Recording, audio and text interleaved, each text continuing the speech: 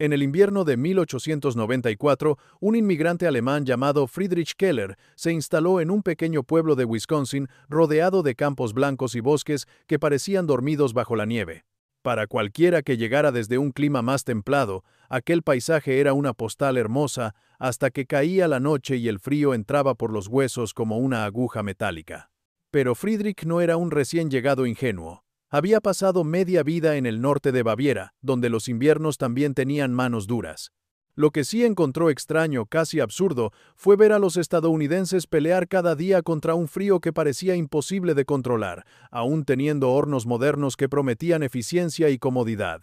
El primer día que visitó una casa de vecinos, notó algo que le resultó chocante. El horno en la planta baja rugía como un animal encerrado, expulsando aire caliente por rejillas metálicas, pero aún así las habitaciones seguían frías en cuanto alguien se alejaba del flujo directo. La zona cerca del horno estaba sofocante, casi incómoda, mientras que un par de metros más allá, la temperatura caía de golpe. Y lo peor era ver cómo aquel aparato, que consumía combustible casi sin descanso, funcionaba día y noche, como si estuviera condenado a una batalla sin fin.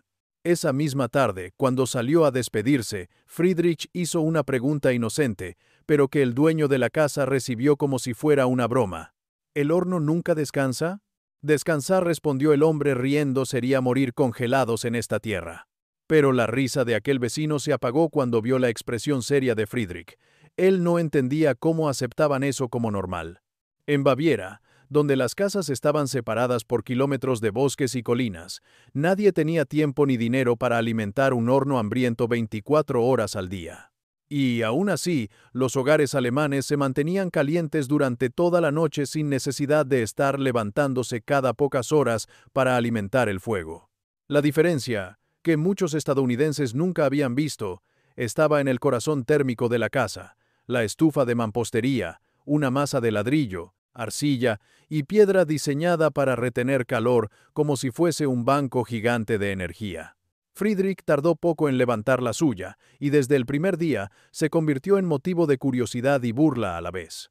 Su estufa era descomunal para los ojos locales, ocupaba buena parte del salón, tenía paredes gruesas que parecían más propias de un horno de panadero que de una casa familiar, y tenía un conducto interior que nadie entendía. Un laberinto serpenteante que obligaba al humo caliente a recorrer toda la estructura antes de salir por la chimenea. A ojos de sus vecinos, era como meter una iglesia de ladrillo dentro de una cabaña de madera. Pero para Friedrich, aquello no tenía nada de extravagante.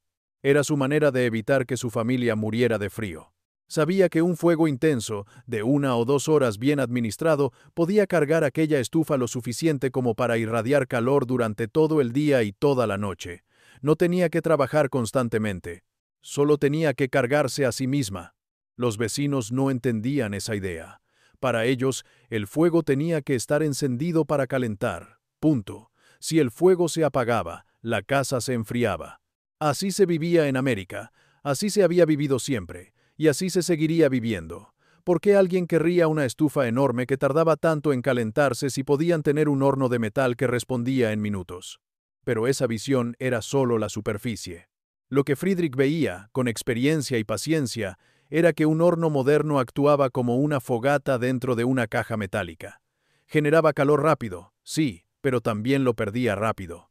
El aire caliente salía a presión por las rejillas y luego se escapaba por los techos altos, las ventanas simples, los muros ligeros y las rendijas del suelo. Era calor fugaz, sin peso, sin permanencia. Un horno moderno calienta el aire, pero no calienta la casa. La estufa de mampostería, en cambio, hacía justo lo contrario, calentaba la estructura. El fuego ardía con fuerza, incluso violentamente, durante un corto periodo, y ese calor se almacenaba en cientos de kilogramos de ladrillo, arcilla y piedra. Cuando el fuego moría, la masa permanecía caliente, irradiando calor de forma constante y suave, como si cada ladrillo respirara calor propio. No había picos, no había corrientes, no había zonas frías ni calientes. Era un calor que envolvía la casa entera como una manta silenciosa. Suscríbete si te gusta el video. Cuando llegó el primer invierno serio, la comparación se volvió evidente. En las casas con hornos modernos, la rutina era siempre la misma. Cada 2 o 3 horas, el aparato se encendía con un chasquido mecánico. Empujaba ráfagas de aire caliente a través de los conductos y luego volvía a apagarse para encenderse una vez más poco después. De noche, el ruido despertaba a los niños. De día, llenaba la casa de corrientes incómodas que hacían que la gente sudara junto al horno y temblara en los pasillos. Era una batalla constante y costosa. En la casa de Friedrich, en cambio, la estufa parecía un animal dormido que respiraba en silencio. Él encendía un fuego fuerte a primera hora de la mañana, alimentaba las llamas durante 1 hora o 2 y dejaba que el calor recorriera el laberinto interno. La estufa absorbía tanto calor que sus paredes externas podían alcanzar temperaturas capaces de mantener la casa en torno a 20 grados centígrados, incluso cuando afuera hacía 10 bajo cero. Y lo más impresionante era que seguía caliente durante toda la noche sin necesidad de reavivar el fuego. Mientras los hornos modernos necesitaban aire constante, combustible constante y trabajo constante, la estufa de mampostería no necesitaba casi nada después de la carga inicial. Era un sistema diseñado para la realidad dura. Poco combustible, mucho invierno, pocas manos disponibles para alimentar llamas a todas horas. El contraste iba a volverse aún más evidente cuando el frío golpeara con toda su fuerza, y los vecinos descubrieran que aquella bestia de ladrillo, que parecía excesiva, tenía una eficiencia que sus hornos modernos solo podían soñar. Porque lo que estaba en juego no era solo el calor, sino el modo en que ese calor viajaba, se retenía y permanecía en el hogar. Lo que multitud de familias en 1890 no comprendían era que el verdadero secreto no era cuánta energía producías, sino cuánta lograbas no perder. Y ahí, las estufas de mampostería jugaban en una liga totalmente distinta. El verdadero examen llegó cuando el invierno se adentró en su fase más cruel. A mediados de enero, una masa de aire ártico descendió sobre Wisconsin como un martillo invisible, hundiendo la temperatura a valores tan bajos que la respiración se convertía en cristales antes de tocar el suelo.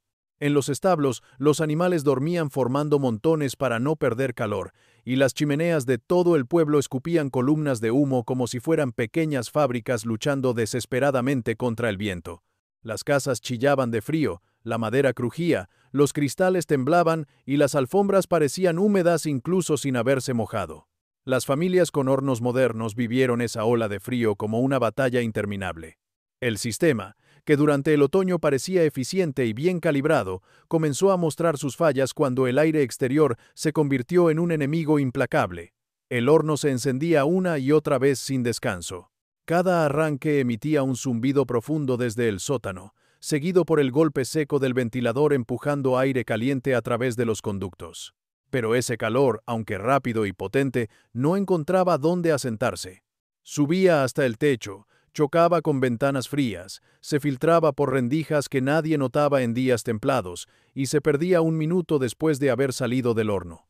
El resultado era un calor efímero, un impulso breve que se marchitaba tan rápido como había llegado. Las casas tenían ráfagas de calor, pero no calor real. El aire caliente desaparecía antes de que los cuerpos pudieran absorberlo, y las paredes nunca llegaban a calentarse. En cuanto el horno se apagaba, la casa entera parecía exhalar frío, como si fuera un organismo incapaz de retener energía. El sistema funcionaba como un guerrero que golpea fuerte pero olvida defenderse. Cada ataque al frío era poderoso, pero no quedaba ninguna protección después. En la casa de Friedrich, la escena era completamente distinta. El frío afuera era el mismo, feroz y cortante, pero el interior parecía pertenecer a otro mundo. La estufa de mampostería no rugía, no soplaba aire, no hacía vibrar puertas, no escupía corrientes. Simplemente estaba allí, en silencio absoluto, irradiando un calor tan constante y uniforme que el ambiente parecía equilibrado en cada rincón. La habitación más alejada del bloque de ladrillo se mantenía cálida. El suelo no estaba helado y las ventanas no tenían aquella escarcha interior que tantos vecinos daba por inevitable. El secreto, aunque a simple vista parecía magia, era pura física bien aplicada. Cada vez que Friedrich encendía el fuego por la mañana, alimentaba una combustión muy intensa dentro de una cámara pequeña, pero extremadamente eficiente.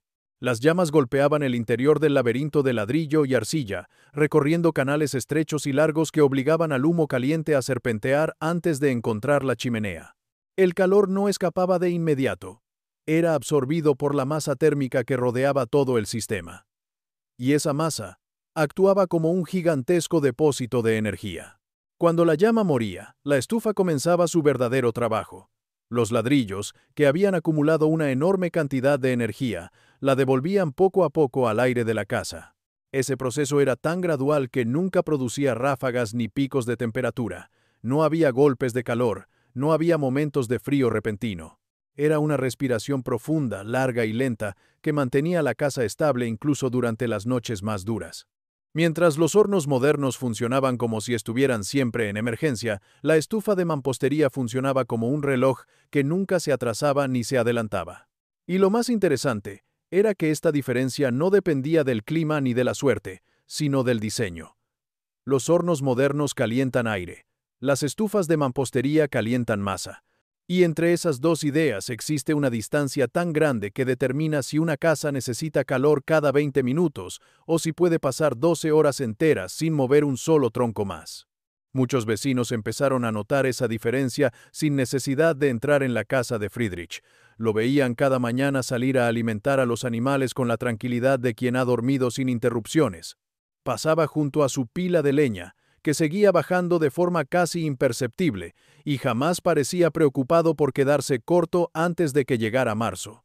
Los demás, en cambio, ya hablaban abiertamente de racionar sus reservas. Sabían que el horno era voraz y que ese invierno aún tenía para rato.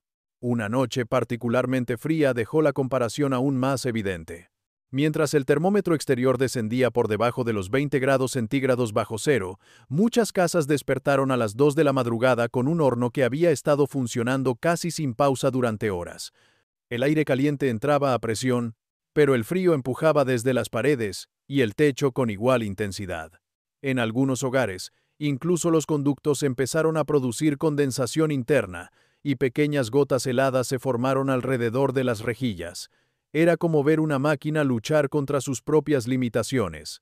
En la casa de Friedrich, en cambio, su hijo pequeño se despertó por la luz de la luna entrando por la ventana, no por el ruido del horno. Caminó descalzo hasta el salón, apoyó la espalda contra la estufa tibia y volvió a su cama sin sentir un solo escalofrío. La masa térmica seguía respirando calor horas después del último fuego, como si el invierno fuera solo un rumor detrás de las paredes. Cuando los vecinos por fin comenzaron a preguntar, lo hicieron con una mezcla de incredulidad y cansancio. ¿Es cierto que solo quemas un fuego al día? A veces dos, respondía Friedrich, si el día es muy gris y no entra luz, pero no más. Entonces, ¿cómo diablos mantienes la casa caliente toda la noche? No caliento el aire, respondió él, apoyando una mano sobre la pared de ladrillo. Caliento esto, y esto calienta el aire. La diferencia parecía ridículamente simple, pero cambiaría la forma en que el pueblo entendía el calor. En lugar de pelear contra el frío con ráfagas constantes de aire caliente, Friedrich acumulaba energía y la liberaba sin prisa.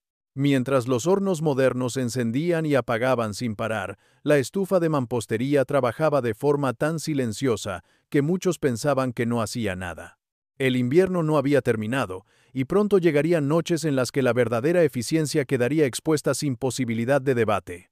Porque en algún momento, cuando el viento y el hielo decidieran atacar con todo, las casas dependientes de aire caliente descubrirían que la calefacción moderna no estaba hecha para resistir la montaña, mientras que aquella estufa vieja y robusta había sido diseñada justamente para eso, para almacenar calor como un tesoro y devolverlo solo cuando la casa lo necesitaba.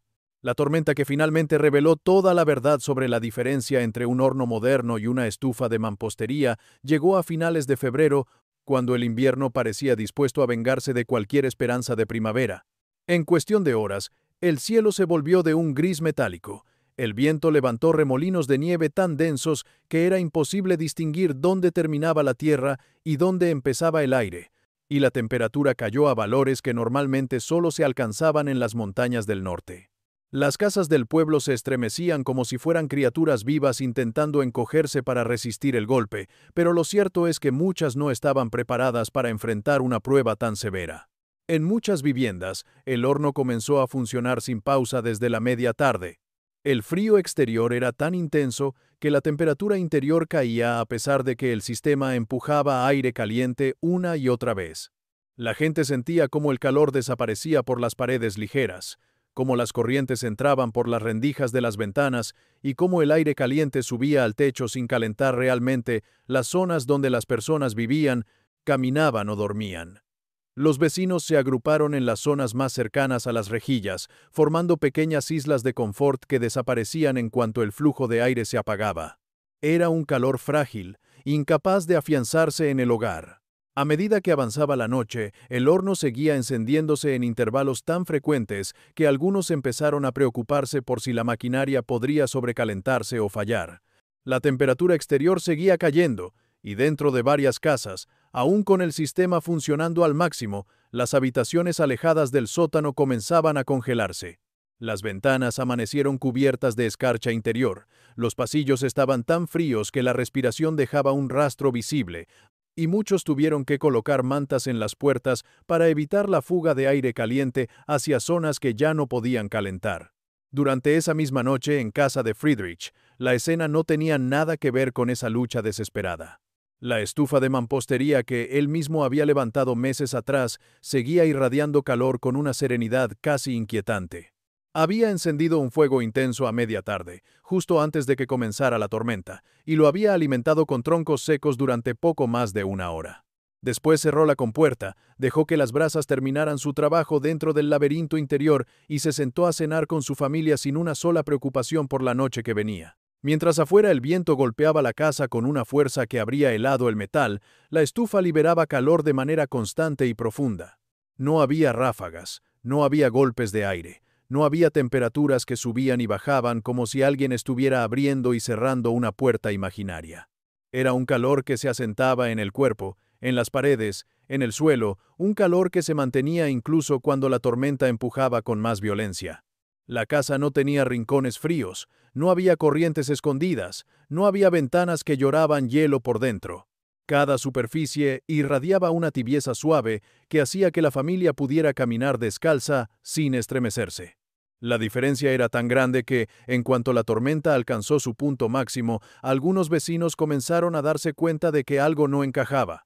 Aunque no podían ver la casa de Friedrich desde el interior de sus viviendas, sí podían ver un detalle revelador: su chimenea no expulsaba humo. Mientras las suyas lanzaban columnas grises que se retorcían en el viento, la de él estaba completamente apagada. Y, sin embargo, estaba claro que nadie allí dentro debía estar tiritando. Cuando la tormenta cedió un poco, cerca de la madrugada, dos colonos se aventuraron hacia la casa de Friedrich, convencidos de que algo malo debía haber ocurrido. ¿Cómo era posible, se decían a sí mismos, que un hogar pudiera sobrevivir a aquella noche sin un horno trabajando sin descanso? Caminaron con dificultad, hundiéndose en la nieve fresca, y cuando por fin tocaron a la puerta, Friedrich los recibió con una calma que desconcertó a ambos. Detrás de él, la casa estaba iluminada por lámparas de aceite, y el aire que salió cuando abrió la puerta era cálido y seco, como si acabaran de entrar en un pequeño refugio alpino. Los hombres entraron mirando alrededor con incredulidad. No había humo atrapado, no había corrientes, no había ninguna estufa encendida. Solo aquel bloque enorme de ladrillo que ocupaba casi media sala, silencioso y radiante. Uno de ellos tocó la superficie con la palma de la mano y se quedó quieto un momento, sorprendido por el calor estable y profundo que salía de ella. «¿Pero cómo es posible que siga caliente si no has encendido nada desde ayer?», preguntó. «Porque no caliento el aire», respondió Friedrich. «Caliento la casa». Esa frase, tan simple y tan directa, era el corazón de todo. El horno moderno calienta el aire, lo lanza por conductos y espera que ese aire caliente haga su trabajo. Pero el aire es volátil, se mueve, se escapa, se enfría en cuanto toca una superficie fría o cuando una corriente lo empuja. La estufa de mampostería, en cambio, calienta materiales pesados, ladrillos, piedras, arcilla. Esos materiales no dejan escapar el calor con facilidad. Es como calentar un enorme bloque de sol que permanece encendido durante horas aunque el fuego ya se haya apagado. A lo largo de esa mañana, cuando la tormenta comenzó a disolverse y los vecinos pudieron volver a caminar sin riesgo de perder la compostura, la noticia empezó a correr como un rumor urgente. La casa de Friedrich había pasado la noche con un solo fuego y aún estaba cálida. No había corrido a encender el horno cada pocas horas. No había tenido miedo de quedarse sin combustible. No había despertado a sus hijos con ráfagas de aire caliente entrando por los conductos. Su casa simplemente había resistido, silenciosa y estable, mientras las demás libraban una batalla feroz. Fue entonces cuando muchos comenzaron a darse cuenta de que la comodidad moderna no siempre es sinónimo de eficiencia. Habían confiado en hornos de metal, ventiladores ruidosos y mecanismos que dependían de un funcionamiento constante, mientras ignoraban tecnologías antiguas diseñadas para responder a un clima duro con soluciones simples y poderosas. Y aunque nadie lo diría abiertamente por orgullo, varios empezaron a preguntar si Friedrich podría ayudarles a construir algo parecido a su estufa. Con paciencia y sin pretender superioridad, él mostró los principios básicos a quien quisiera aprender. La importancia de los canales internos, la masa térmica, el fuego rápido y fuerte, las cargas cortas, la necesidad de usar ladrillos bien cocidos, la forma correcta de sellar con arcilla y arena, y el cálculo de la altura de la chimenea para no perder calor. Les enseñó que una casa no se calentaba arrojando aire caliente a presión, sino reteniendo el calor que ya habían producido. Y así, a medida que los años pasaron, algunas familias empezaron a reemplazar sus hornos por estufas pesadas hechas de ladrillo y arcilla. Dejaron de escuchar el zumbido constante de los mecanismos modernos y empezaron a confiar en el calor profundo, silencioso y duradero de una estructura diseñada para resistir el invierno sin gastar energía sin descanso. En retrospectiva, muchos entendieron que el verdadero misterio no era por qué las estufas de mampostería calentaban durante 24 horas con un solo fuego, sino por qué se había abandonado un sistema tan eficiente en primer lugar. Tal vez era la búsqueda de comodidad instantánea. Tal vez era la costumbre de creer que lo nuevo siempre es mejor, o tal vez era simplemente que nadie se había detenido a pensar en cómo viaja el calor dentro de un hogar. Pero la lección seguía allí, grabada en ladrillo y en la experiencia de una tormenta inolvidable. No importa cuánta energía produzcas si no sabes conservarla. Y en ese arte, las estufas de mampostería del siglo XIX seguían siendo maestras. Suscríbete si te gustó el video.